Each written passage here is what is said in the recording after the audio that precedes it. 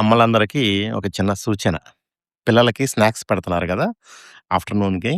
So, ఇంట్లో వండినవే పెట్టండి. మనం వండడానికి అప్పుడప్పుడు టైం లేక ఎక్కువ సార్లు బయట బజార్‌లో కొనుక్కొచ్చినవి పెడుతున్నారు. అది నేను చూస్తూనే ఉన్నాను.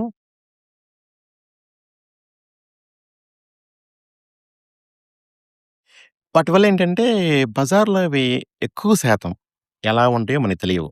ఏ నూనె వాడుతున్నారో అదే నూనెను ఎన్నెన్ని సార్లు వాడుతున్నారో మనకు తెలియదు.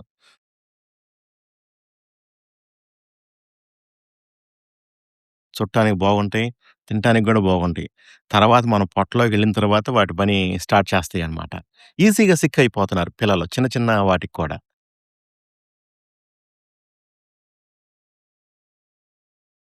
అంటే తినే ఆహారం సరిగా లేక, ప్రోటీన్ బేస్డ్ కాకపోవటం వల్ల, ఇమ్యునైజేషన్ లేకపోవటం వల్ల సిక్ అయిపోతున్నారు. బట్ వీటన్నిటికి మూలం ఏంట్రా అంటే బయట కొనే వస్తువులు. చక్కగా ఇంట్లోనే వండండి. ఏదైనా చెక్కలు, చక్రాలు ఇట్లాంటివి వండితే 1 వీక్ వస్తాయి గదా! అవి పెట్టి పంపించండి. అది గూడా కష్టం అనుకుంటే ఫ్రూట్స్. మన చుట్టూ అన్ని పల్లెటూళ్ళు. రకరకాల ఫ్రూట్స్ దొరుకుతాయి. మన చేలల్లో పండించినవి. అవి పెట్టండి ముక్కలుగా కట్ చేసి. అవి బాగుంటాయి గదా! ఈ స్వీట్స్ గాని, హాట్స్ గాని బయట కొనుక్కొచ్చి పెడుతున్నారు. అవి స్టీల్ బాక్సుల్లో గట్టిగా మూత పెట్టి పెట్టడం వల్ల అవి వాసన గూడా వస్తున్నాయి. నేను ప్రతిరోజు చెక్ చేస్తూనే ఉంటాను. పిల్లలు నాకు ఏదో ఒకటి ఆఫర్ చేస్తూ ఉంటారు. నేను తింటూ ఉంటాను. ఎక్కువ సార్లు బాగుండటం లేదవి. బట్ పిల్లలు అవే తింటున్నారు ఇష్టంగా.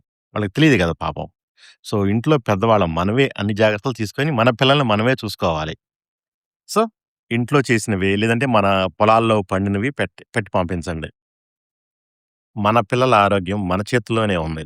మన చేజేతులారా మన పిల్లల ఆరోగ్యం మనం పాడు చేసుకోలేము కదా! ఆలోచించండి.